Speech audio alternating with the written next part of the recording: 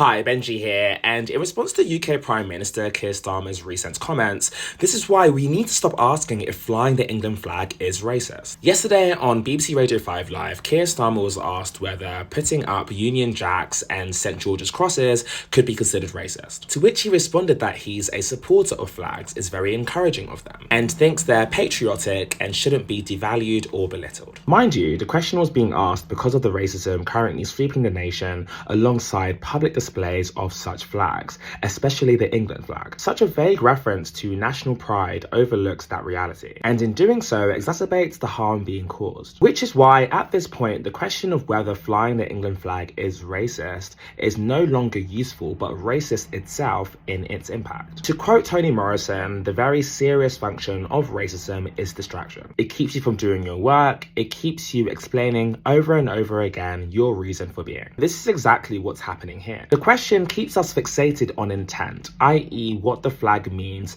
to the person displaying it, instead of focusing on how it's being used, received, and the harm it enables. In the past week alone, a nurse was the victim of a racist attack in Halifax from a couple who ordered their dog to attack her. A Chinese takeaway in New York was vandalized with racist graffiti and England flags. In Nuneaton, a Sky News interview was interrupted by a group of women hurling racist abuse at this man. And in Basildon, Red Cross graffiti was sprayed on an Islamic center just before Friday prayers. These aren't isolated incidents, but part of a wider reality in which national symbols are being used as vehicles for racist harm. This isn't about denying that people can have different relationships to such symbols, but in a context where racial harm is increasing and certain flags are being used to enable such harm, urgency demands we center impact, which is why we should no longer entertain this question, or responses to what's happening which focus on the intent behind flag waving. They're a deliberate, racist distraction that we absolutely cannot afford to indulge. Hope that helps. Bye.